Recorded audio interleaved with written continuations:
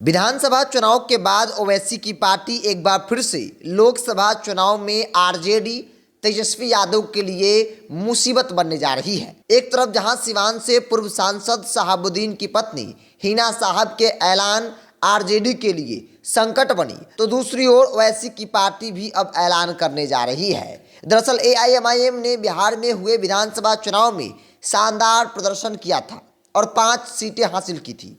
हालांकि बाद में पार्टी के 4 विधायक आरजेडी में चले गए थे। जानकारी के मुताबिक ओवैसी लोकसभा चुनाव में पहली बार सीमांचल और कोसी की 7 लोकसभा सीट पर अपना उम्मीदवार उतारने जा रहे हैं। ओवैसी के इस कदम से कई राजनेताओं की टेंशन बढ़ गई है। उन्हें डर है कि कहीं ओवैसी के उम्मीदवार अल्पसंख्यक समाज का वोट न काट ले। अगर मुसलमान का वोट आरजेडी महागठबंधन से छिटक गया तो फिर ये उनको भारी पड़ सकता है, क्योंकि कोसी और सीमांचल में 36.86% अल्पसंख्यक यानी मुसलमानों की आबादी है।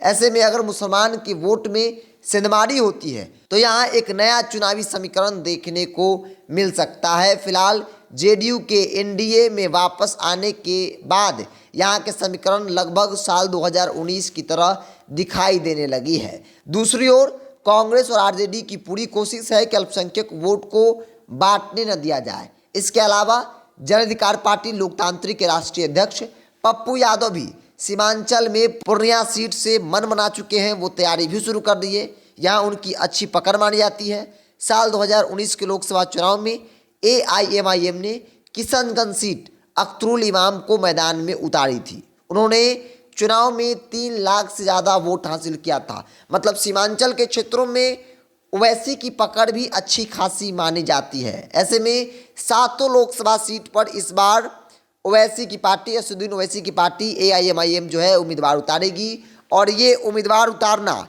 आरजेडी के लिए मुसीबत बन सकती है। चूँकि आमतौर पे आरजेडी बेशक ए टू जेड की बात करती हो, लेकिन हकीकत ए टू जेड नहीं बल्कि एम और वाई मुस्लिम और यादवों तक ही सीमित रह जाती है। ऐसे में फिर से एक बार कहा जा रहा है कि जिस प्रकार से बिहार विधानसभा में 5 सीट ओवैसी की पार्टी लेकर चली गई थी, 5 सीट जो आरजेडी को मिलती, वो 5 सीट ओवैसी की पार्टी को मिल गई, जिससे तेजस्वी यादव मुख्यमंत्री बनते बनते रह गए थे। तो ऐसे में लोकसभा चुनाव में भी असदुद्दीन ओवैसी, तेजस्वी यादव, कांग्रेस पार्टी, इंडिया गठबंधन पप्पू यादव को बड़ा झटका देने जा रही है। और मुसलमानों की 17% आबादी है। ऐसे में हिना साहब एक तरफ जहां अलग राग अलाप रही हैं और कह रही हैं कि वो अकेले चुनाव लड़ेंगी। अगर वो अकेले चुनाव लड़ी, निर्दलीय चुनाव मैदान में उतरी, या फिर आरजेडी के विरोध वाली खेमे से चुनावी मैदान में उतरती हैं, तो सीधे तौर पर सीमांचल के क्षेत्रों में ओवैसी डैमेज करेंगे।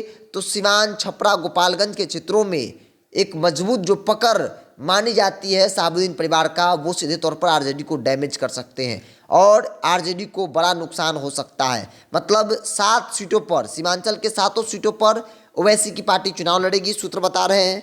और ये 7 सीटों पर तकरीबन 35% से अधिक की आबादी मुसलमानों की है, अल्पसंख्यक समाज के लोग हैं। और ये अल्पसंख्यक समाज आरजेडी का वोटर माना जाता रहा। लेकिन इस बार उस वोट बैंक पर बड़ा सवाल है कि अगर ओवैसी की पार्टी हिना साहब वाकई में अगर अपना दम दिखा देती हैं, तो फिर आरजेडी के लिए एक बड़ा संकट पैदा हो सकता है। मतलब जो दावे किए जा रहे हैं इंडिया ब्लॉक की तरफ से, कांग्रेस आरजेडी की तरफ से, वो दावे खोखले साबित हो जाएंगे अगर मुसलमान वोट बैंक खिसक गया तो।